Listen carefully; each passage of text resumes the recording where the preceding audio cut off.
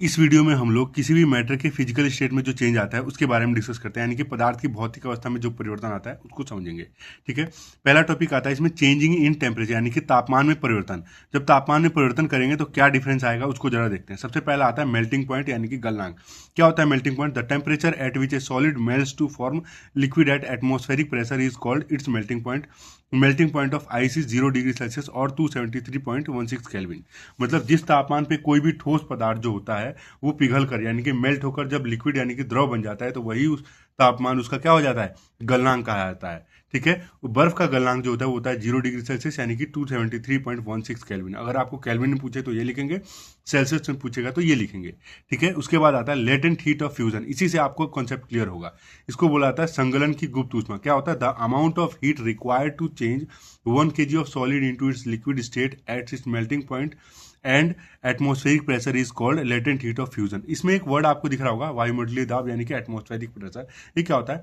जिस एटमॉस्फेयर में हम लोग अभी हैं उस एटमॉस्फेयर का जो प्रेशर होता है, उस एटमॉस्फेरिक प्रेशर पे कोई भी चीज काम करती है, उसके बारे में यहाँ पे बार बार मेंशन किया गया है।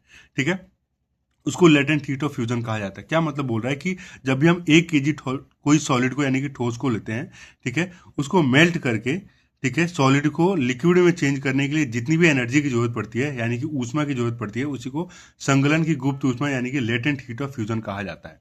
यही मेन कोर कॉन्सेप्ट है। इसके ऊपर क्वेश्चन सबसे ज्यादा आता है। क्या मतलब बोल रहा है कि 1 kg ठोस को यानी कि सॉलिड को मेल्ट करके लिक्विड में चेंज करने के लिए जितनी टेम्परेचर की यानी कि ऊष्मा ऊर्जा की आवश्यकता होती है, उसी को कहा जाता है लेटेंट हीट ऑफ फ्यूजन, यानी कि संगलन की गुप्त ऊष्मा। क्या मतलब है कि जब भी हम टेम्परेचर प्रोवाइड कराते हैं तो क्या होता है, इस सॉलिड के अंदर के जो पार्टिकल्स होते हैं वो धीरे धीरे, जो पहले तो सॉलिड के पार्टिकल्स एकदम क्लोज होते हैं, एकदम नजदीक होते हैं।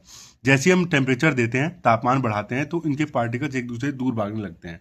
दूर भागने लगते हैं तो इनकी जो अवस्था होती है, स्टेट होता है, वो क्या होता है? चेंज होने लग जाती है। तो ये सॉलिड से क्या होता है? लिक्विड में चेंज हो जाता है। इसके बाद आगे हम वेपर में आएंगे। उसके बाद का टॉपिक पढ़ते हैं बॉइलिंग पॉइंट। इसको बोलते हैं हिंदी में क्वथनांक। क्या होता है? The temperature at which liquid boils to form vapours at atmospheric pressure is called its boiling point. Boiling point of water is 373 Kelvin और 100 डिग्री सेल्सियस, यानी कि वायुमंडलीय दाब पर वह तापमान जिस पर द्रव यानी कि कोई भी लिक्विड बॉयल होने लग जाता है, यानी कि उबलने लगता है, उसी को उसका क्या कहा जाता है? क्वथनांक, यानी कि बॉइलिंग पॉइंट कहा जाता है। जल का क्वथनांक यानी कि बॉइलिंग पॉइंट 100 डिग्री सेल्सियस या फिर केल्विन में 373 केल्विन होता है। अब इसमें जो टॉपिक है ये है अगला टॉपिक, ये भी कोर कॉन्सेप्ट है, इसके ऊपर भी क्वेश्चन आते हैं। लेटेंट हीट ऑफ वेपराइजेशन, वाष्पीकरण की गुप्त ऊष्मा। क्या होता है?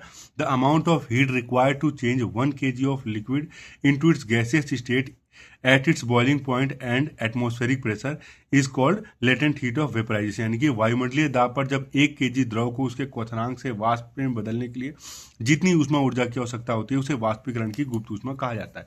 यहाँ पे डायग्राम से समझते हैं। देखिए, जैसे कि मान लीजिए कि ये हमने एक बीकर में ले रखा है, इसमें 1 kg लिक्विड है, 1 kg द्रव है, लिक्विड है। ठीक है, इसको हम जो टेम्परेचर देते हैं, जितना टेम्परेचर हम देंगे, ठीक है, वो टेम्परेचर जब इस लिक्विड को इसमें वेपर में चेंज करने लगेगा, ठीक है, इसी को लेटेंट हीट ऑफ वेपराइजेशन कहा जाता है। यानी कि 1 kg लिक्विड को वेपर में चेंज करने के लिए जितना ऊष्मा ऊर्जा, हीट एनर्जी की जरूरत पड़ती है, उसी को लेटेंट हीट ऑफ वेपराइजेशन यानी कि वाष्पीकरण की गुप्त ऊष्मा कहा जाता है।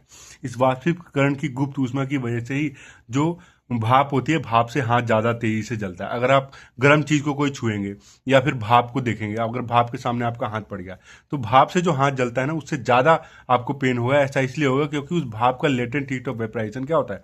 बहुत ज्यादा होता है। इस वजह से क्वेश्चन पूछा भी जाता है कई बार एग्जाम में। तो ये हमारा पूरा टॉपिक था कॉन्सेप्ट में। अगर चेंज होता है किसी टेम्परेचर में तो किस तरीके से जो है किसी भी मैटर के फिजिकल स्टेट चेंज होता है, ये हमने समझ लिया। अब इसके बाद बात करेंगे हम लोग कि प्रेशर पे क्या इफेक्ट पड़ता है, उसको हम आगे डिस्कस करेंगे। Please like, subscribe my channel. Thank you.